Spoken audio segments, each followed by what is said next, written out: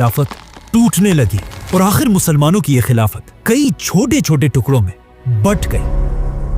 अब यहां से कहानी थोड़ी मुश्किल होने वाली है। मुसलमान अब जब बहुत सारे छोटे हिस्सों में बट चुके थे, तो इस टूटे हुए खिलाफत में भी मुसलमानों की दो एम्पायर्स ऐसी थी जिनके पास सबसे ज्यादा ताकत थी,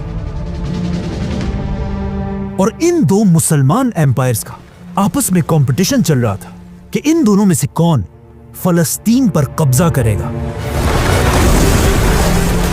तो अब मुसलमान फलस्तीन को फतह करने के लिए आपस में एक दूसरे के साथ ही लड़ रहे थे। इसीलिए आने वाले कई सालों तक फलस्तीन कभी एक एम्पायर के पास होता था और कभी दूसरी एम्पायर के पास। आखिर एक साल इन दो बड़ी एम्पायर्स सल्जूक और फातिमिड्स की फलस्तीन के लिए एक बहुत बड़ी जंग हुई।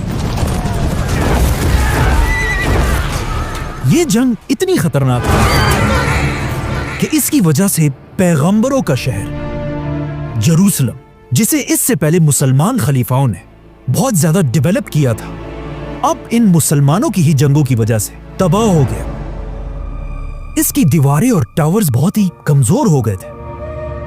अब जब मुसलमान आपस में एक दूसरे के साथ इतनी बड़ी बड़ी जंगें लड़ रहे थे और लड़ लड़ कर फलस्तीन को बहुत ही कमजोर कर दिया था, मुसलमानों को बिल्कुल पता नहीं था कि उनकी इन्हीं लड़ाइयों की वजह से आगे उनके साथ क्या होने वाला है।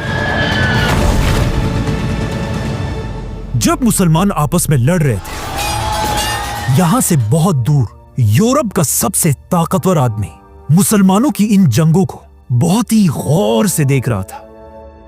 यह वो आदमी था जिसके सामने यूरोप के बड़े बड़े बादशाह अपना सर झुकाते थे, और यूरोप का हर आम आदमी इसे ही अपना लीडर मानता था, और इसका नाम था पोप